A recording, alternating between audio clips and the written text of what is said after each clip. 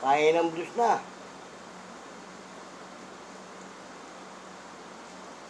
Alas 12.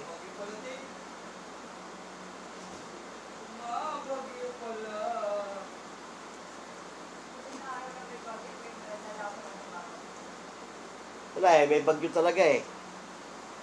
Kaya, masama ang panahon eh.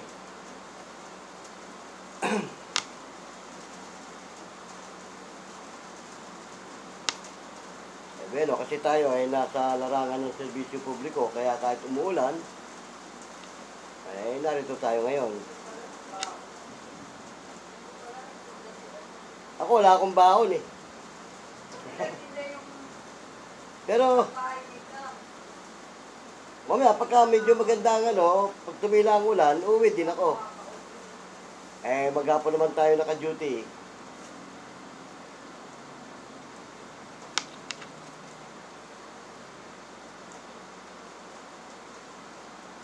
Mga idol, ha? Welcome po muli sa ating channel. Ito pong muli ang inyong lingkod, si Boyet. Ay muling bumabati ng isang magandang tanghali. Lunch break na ngayon, alas 12. Di makauwi ang inyong lingkod para kumain dahil nga maulan. Tuloy-tuloy na tayo ito. Kaya, habang naka-break, magkwentuhan muna tayo. May kaugnayan pa rin sa ating mga pang-araw-araw na kinabubuhay at sa larangan ng serbisyo publiko. Pero mga idol, naka-duty ang inyong lingkod ngayon dito. Andito ako ngayon sa aming tanggapan. At ako nga lang mag-isa dahil medyo lunch break. Siyempre, oras ng kainan. Medyo kumain muna ang ating mga kasama. Dahil tanghali na eh. Yan nga pala mga idol, paalala lang, medyo masama ang ating panahon at tila may bagyo yata. Konting ingat lang tayo sa ating mga pagbabiyahe saan man tayo paparoon. Huwag natin kakalimutan mga idol magdala ng ating mga pananggalang sa ulan. Lalo na yung ating mga motorista dyan na ang dala ay motorsiklo lang. Ingat lang mga idol dahil madulas ang ating karsada.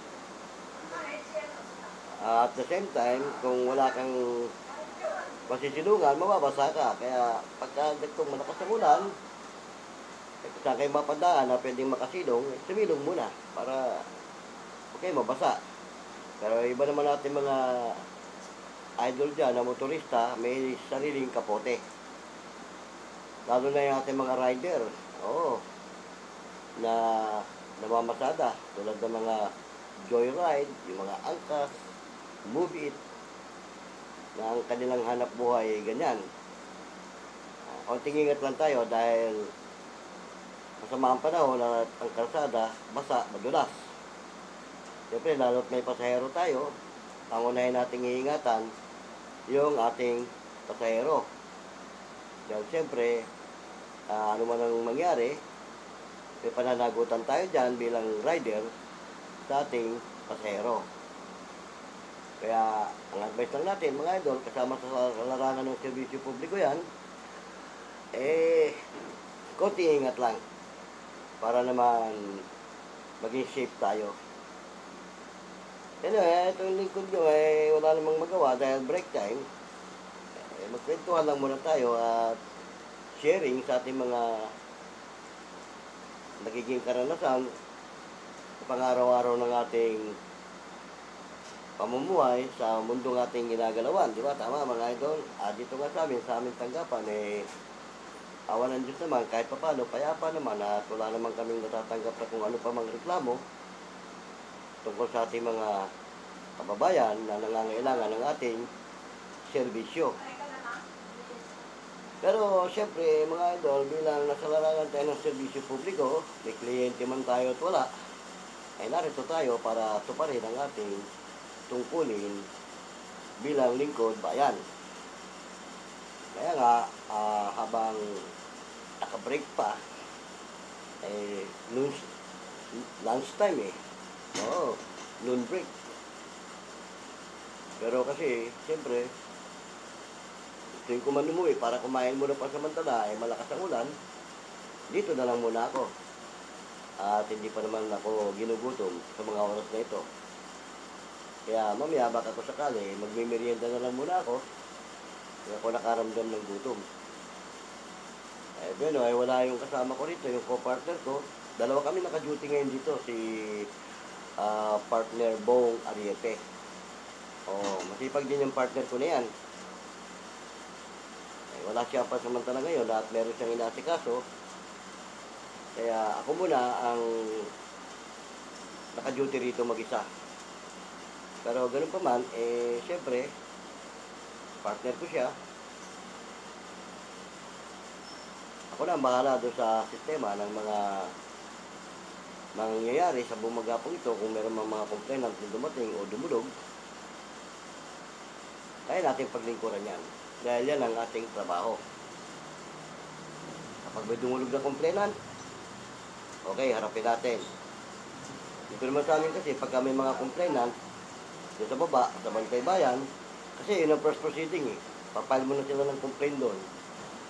Kapag nagpile sila ng complaint sa baba at medyo alanganin ng mga Bantay Bayan tungkol sa sistema ng kanyang reklamo, iniakit yan dito sa aming tanggapan para siya sa atin o suriin yung sistema ng kanyang reklamo. Kung yun ba ay pambarangay level o para sa polis o kung para saan.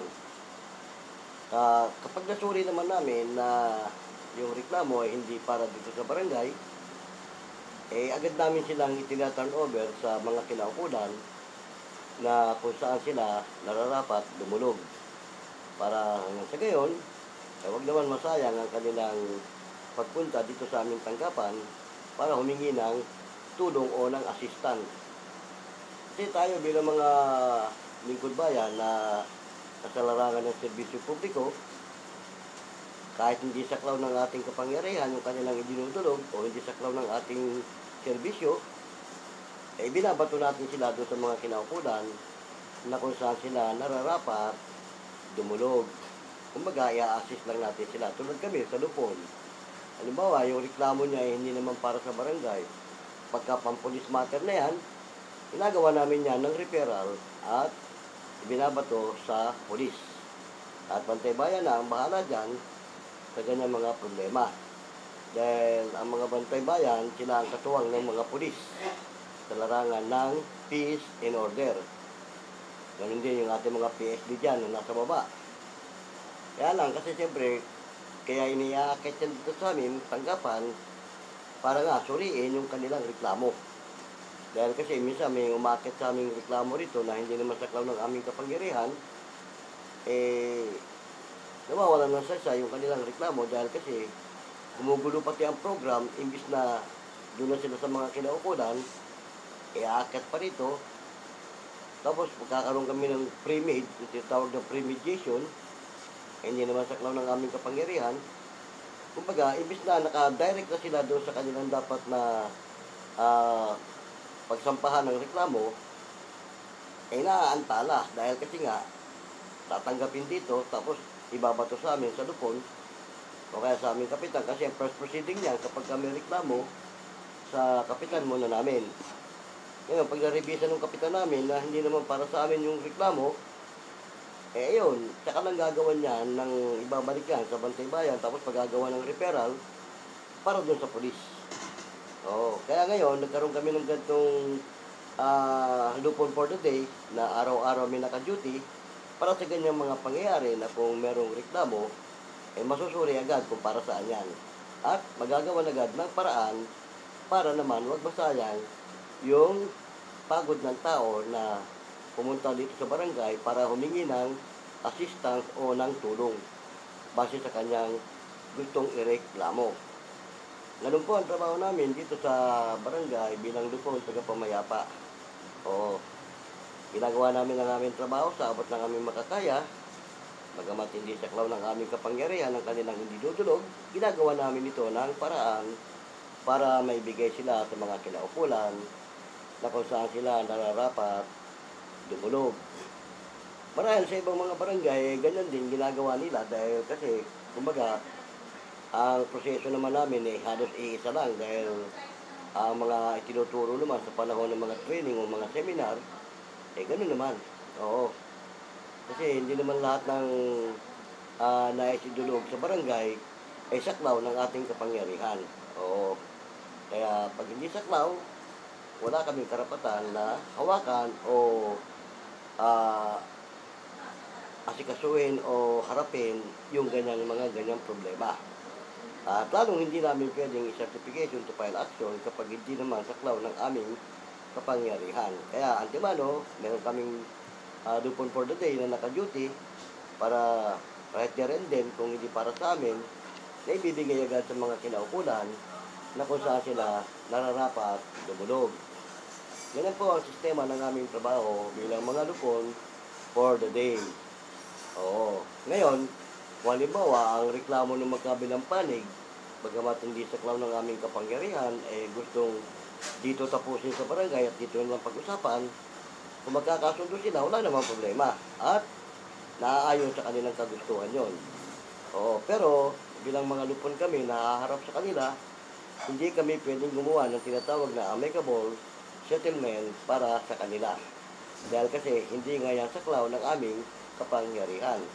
Kakaroon sila ng amicable, sila, magpipirmahan sila, kaharap lang kami. O, nakatunayan, nagkasundo sila. Kukuha sila ng mga witness, nakatunayan nagkaharap sila, sa harap ng aming tanggapan, at base na lang sa kanilang kagustuhan. O, pero hindi kami pwedeng mag-issue na kami ang mag-i-issue ng certification to file action pag hindi sila nagkasundo, o kami ang mag-i-issue ng tinatawag na amicable settlement. Lalo na kung hindi sila magkakasundo, wala lalo kaming karapatan na issuean sila ng certification to file action. Ang magagawa lang namin dyan, pag hindi sila nagkasundo, i-repair na lang sila sa mga kinaukulan na kung saan sila nararapat dumulog. Ganun po ang aming trabaho bilang mga lupon for the day. Kaya nga minsan may mga pangyayari din dito sa amin na nagsampa ng reklamo, tapos hihingi ng certification, although hindi naman namin sila hiniring, hindi namin sila minijate. Kasi may mga pulis na kahit na nanggaling sa barangay, yung reklamo ng complainant, humihingi ng certification to file action yung mga pulis na katunayan daw na nanggaling dito sa amin yung reklamo. Pero hindi naman certification to file action ang dapat gawin doon. Hindi. Kundi repair lang. Oo. Kasi hindi naman namin pwedeng issuean yun dahil hindi naman namin saklaw yung kanilang reklamo eh. Paano namin sa certification to file action yun? O, diba?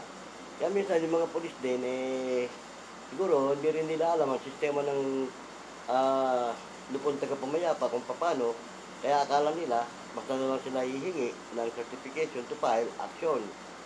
O, pero para sa mga pulis na humihingi ng certification to file action base doon sa complainant na dumudulog sa kanila, hindi po namin saklaw yan. Wala kaming karapatan magbigay ng certification to file action kung hindi saklaw ng aming kapangyarihan at hindi naman ito dumaan sa aming hearing. Oo, may mga pangyayaring ganyan eh. Kaya lang, minsan para wala na lang maging kuskus balungos, ayun, napipilitan minsan, isyuhan. Pero, yan, nasa discretion ng aming barangay captain.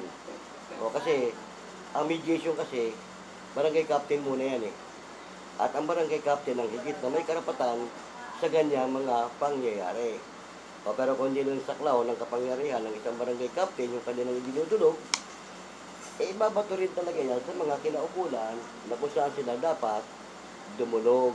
O, kasi may limitasyon naman ang kapangyarihan ng lupon tagapamayapa. O, kung barangay level lang yan, okay, walang problema. O, kasi pag talagang saklaw ng barangay yan, ang first proceeding yan sa kapitan, o 3 consecutive hearing at hindi yan na pagkasundo ng aming kapitan, ibabato yan sa amin sa lupon tagapamayapa. At ang lupon na ang tatrabaho niyan hanggang sa magkaroon ng certification to file action kung hindi sila magkakasundo. O kung magkakasundo man sila, kami na rin ang mag-i-issue dyan nung tinatawag na amicable settlement. Ganyan po mga idol, para sa ikalilinaw ng marami, hindi lang naman sa ating mga subscriber dyan, sa ating mga viewer, at sa ating mga follower, kundi maging sa ating mga mamamayan na dumudulog sa barangay para sa kanilang mga reklamo. Oo, tatandaan niyo po, kung kayo isang complainant at ang inyong inireklamo ay hindi nasaklaw ng kapangyarihan ng lupon tagapamayapa, sana mas mabuting humingi muna kayo ng advice kung paano. Oo. Bagay, pwede niyong idulog yan sa Bantay Bayan. Bantay Bayan na ang gagawa ng referral para ibato kayo sa mga pulis. Kung yun ay police matter, Bantay Bayan na ang gagawa niyan, hindi ang lupon taga-pamayapa. Oo, kasi hindi nasaklaw namin. Ang Bantay Bayan, kahit hindi saklaw ng kanilang kapangyarihan, Bantay Bayan sila eh. Katulong sila at katuwang sila ng mga pulis. Oo, kapag nanggaling na sa Bantay Bayan ang reklamo at ibinato, ginawa ng referral papunta sa mga pulis, wala na kaming pakialam doon kasi hindi nga yung saklaw ng aming kapangyarihan at hindi yung pwedeng iakyat dito para pagharapin sila. Oo, kasi hindi na yung saklaw ng aming kapangyarihan eh. Pero kung sa kagustuhan ng magkabilang panig na dito sila magkasundo, wala namang problema doon. Kagustuhan nila yun eh. Oo, hindi mo namin pwedeng kontrahin yun. Oo. Haharapin namin sila, magkakasundo sila kung magkakasundo. Kung hindi naman, doon pa rin ang bagsak nun sa mga kinaukulan na kung saan sila dapat dumulog. Yan po ang aming trabaho bilang mga lupon, taga-pamayapa. Marahil sa mga ibang barangay, ganyan din ang kanilang proseso.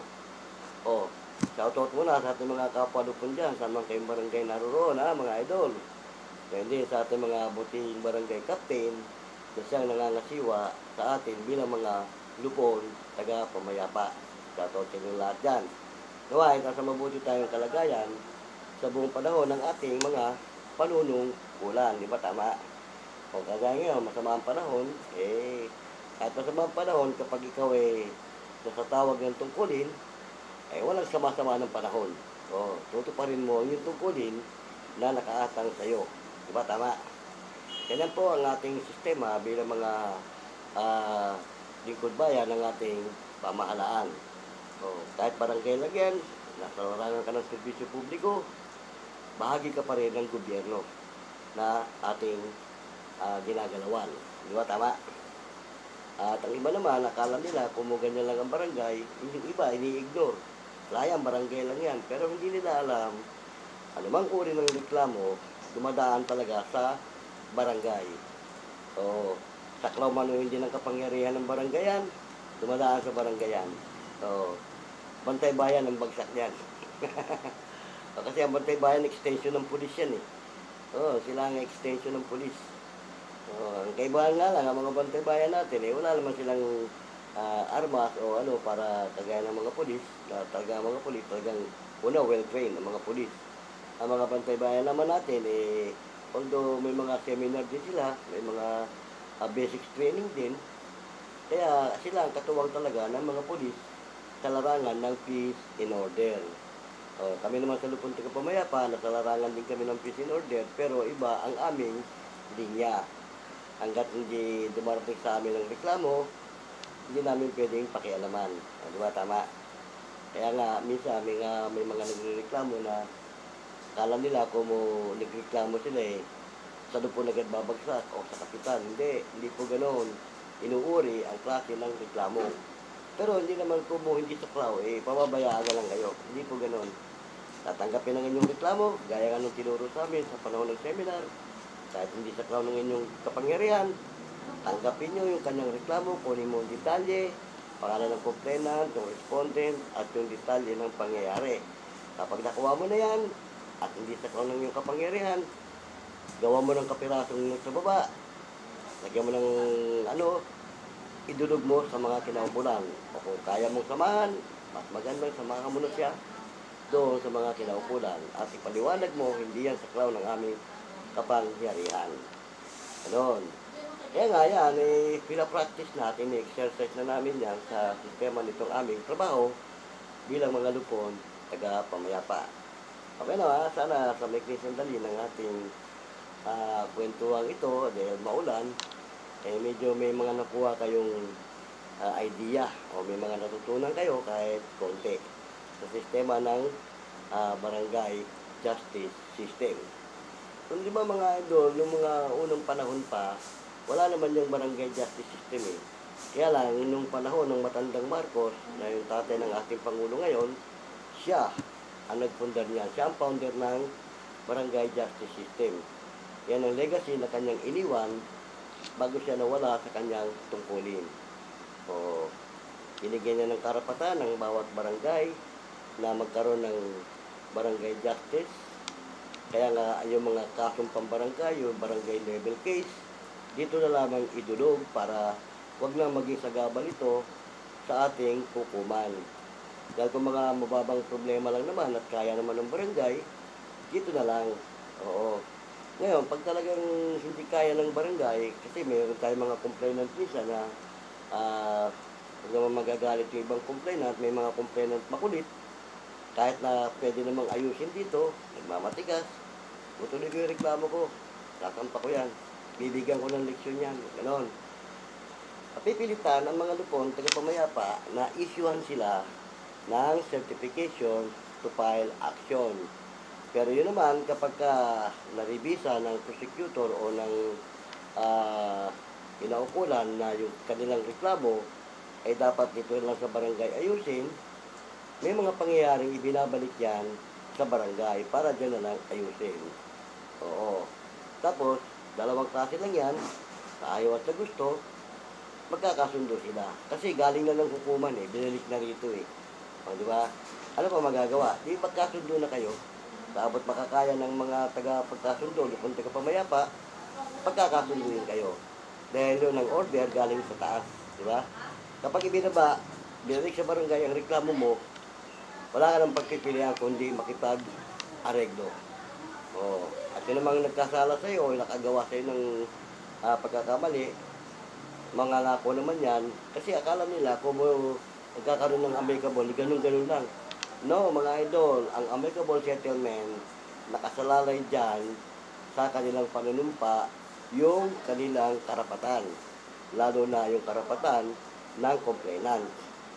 Ganun din naman yung karapatan ng respondent. Oras na nangako ang respondent na hindi na niya uulitin yung kanyang ginawa, may lalagdaan siyang terms and condition.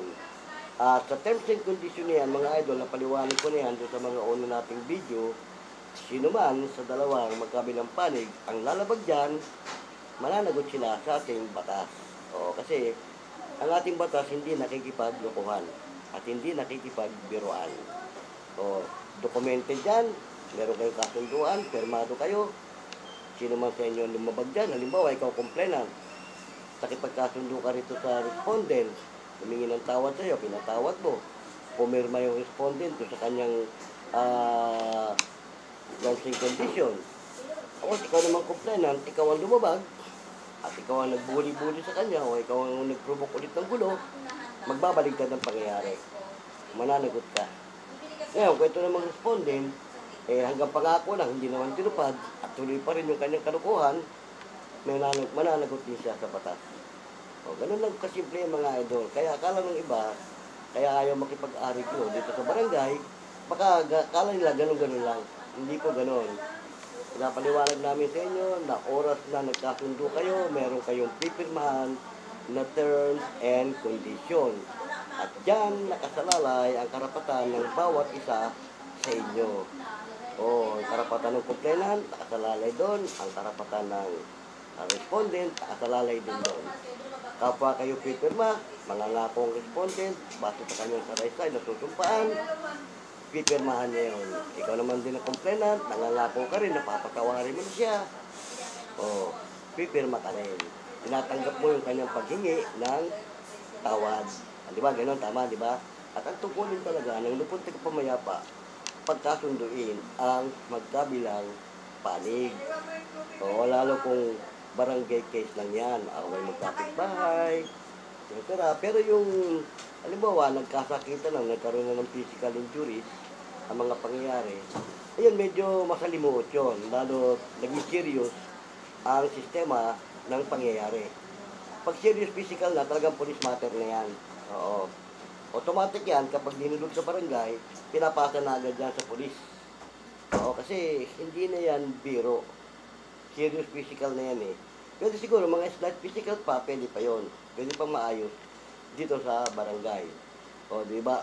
Base na lang sa magiging kondisyonis nila, ay yung kondisyon ng complainant at yung magiging ano nung respondent.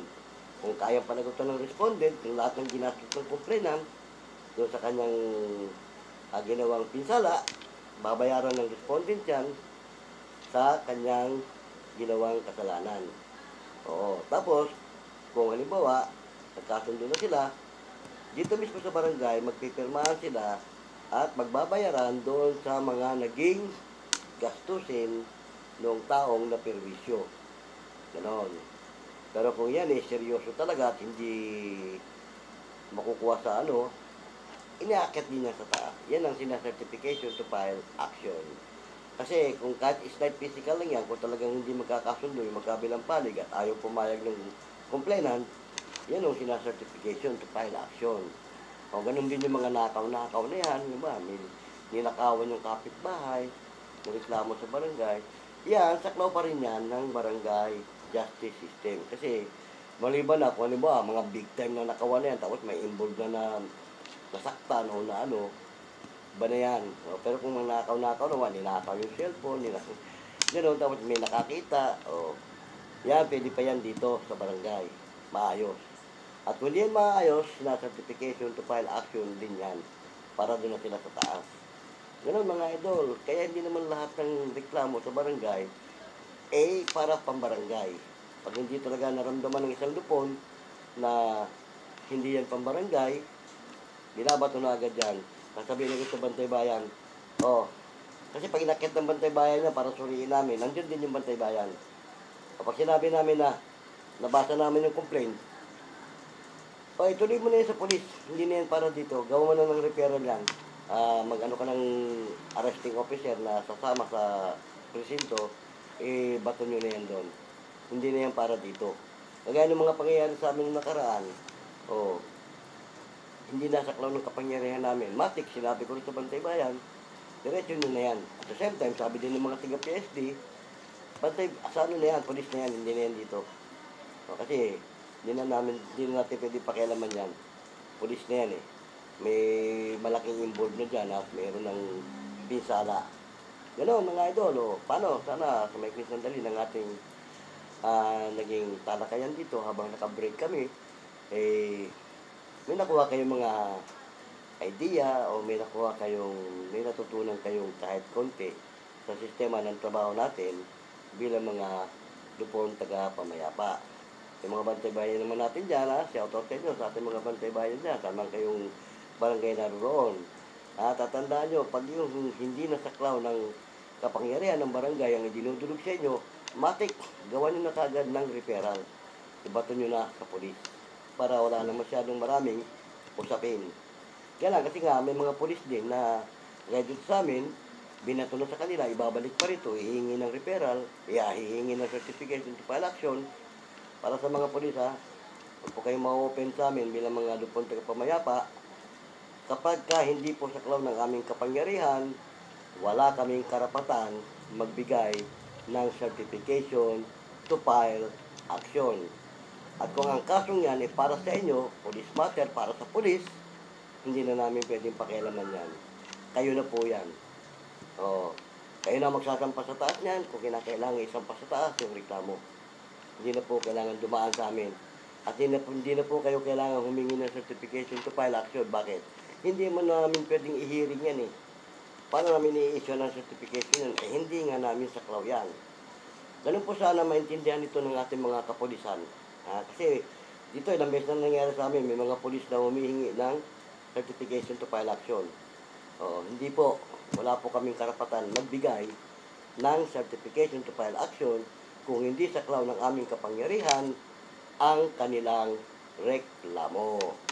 Yan po sana sa ating mga kapulisan, huwag po kayong ma-open sa mga, kung ano mga napanood naman itong video to at naano nyo, huwag po kayong ma-open, wala kaming karapatan mag-issue niyan. Kasi kung may karapatan kami niyan mag-issue, hindi na po dapat namin ibato yan sa inyo. Oo, dito na sa amin yan mismo. I-hearing namin yan, pag hindi nagkasundo, yan, certification to file action na namin yan. Para doon na sila sa taas. Pero pag hindi saklaw ng aming kapangyarihan, automatic yan, i-repair yan sa inyo. Para sa inyo na yan, hindi na yan para sa amin. Kabay na, sana naunawaan to ng ating mga kapulisan na malimit tumingin ng certification to file action dito sa amin tungkol sa mga reklamo na dinudulog sa kanila. So, yan, sana po naunawaan nyo ito para wala tayong maging problema. Kasi minsan, napipilitan na lang yung lupon na isyuhan yan. Kasi ang iniiwasan namin din yung ma-technical eh. O, may technicality kasi yan eh. Kasi, pag hindi sa cloud, pinakialaman mo, pati technical ka dyan. O, maaaring ma-punishment ka dyan, mabigyan ka ng penalty dyan, o ano pa man, na kung ano dapat parusang ibigay sa'yo. Diba? Kasi pinakialaman mo yung hindi mo dapat pakialaman eh. Yung sabi ni Atty. Quintana, pag hindi saklaw ng inyong kapangyarihan, huwag niyong pakikialaman. Diba? Tama. Kaya ganun po, sana maunawaan to ng ating mga kapulisan. At ganun din sa ibang mga barangay na nagkakaroon ng ganyang problema. Okay na ha? Ito po muna yung inyong lingkod, si Boyet, ng Vlogs TV. Pasamantala nagpapaalam. At kung may mga comment kayo, lagay nyo lang po sa comment section. Kung meron kayong mga katanungan, ilagay nyo lang din po dyan para muling matalakay natin sa ating mga susunod pang mga video. Okay na, ha? Pasamantala ako nagpapaalam sa inyo at malapit na mag-alauna. Start na naman ang aming duty para kalawang bahagi ng aming panunungkulan. O, hanggang sa muli, paalam!